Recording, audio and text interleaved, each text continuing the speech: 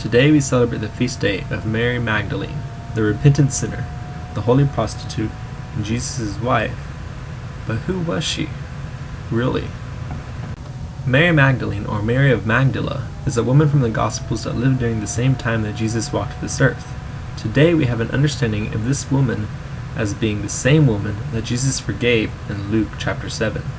Others see this Mary to be the sister of Lazarus and Martha.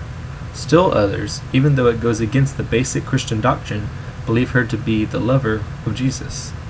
Well, I'm going to try and explain to you who Mary of Magdalene really was, so bear with me. We know for sure that Mary Magdalene was a real person who lived during the same time as the New Testament was written. We also know specifically that Mary Magdalene was referred to directly in the 4 Gospels at extremely important parts of Jesus' life, one being the crucifixion and 2 being the resurrection. So first of all, let's go ahead and clear up some things. In the 6th century, Pope Gregory the Great made the human assumption that each of the Marys in the Gospels, the sinner, the sister, and the lover, were one and the same. Well, that assumption was false, and in 1969 the Catholic Church declared that. There are many biblical scholars today that also agree that none of those Marys were one and the same. We know that Mary was a dedicated follower of Jesus. We know this because she cared for him, so much so that she was there and present at his death. Then, 3 days later, when she was keeping vigil at Jesus' tomb, the Gospel of John tells us that it was empty. She was so scared that she goes back to get Peter and another disciple. They arrive at the tomb and see that it's true. Jesus had disappeared. John chapter 20, verse 9 and 10 reads, "For they did not yet understand the scripture that he had to rise from the dead." Then the disciples returned home.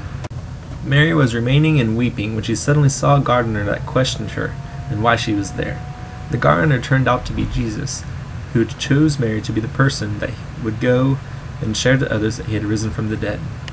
Jesus told her, "I am going to my Father and your Father, to my God and your God."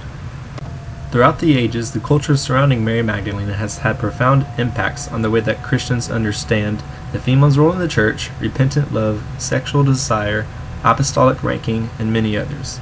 If the past has taught us anything, it is that misunderstandings of literature of Jesus' teachings don't necessarily lead to wasted time. Sure, we do need to learn to forgive each other of our different misinterpretations, but what Mary Magdalene's legend has meant for us and for so many others is that the lowliest sinner can be made perfect with the love of Christ, and transformed from a prostitute into one of the most important apostles. Mary Magdalene was there when Jesus died, and she was there with him to proclaim his resurrection.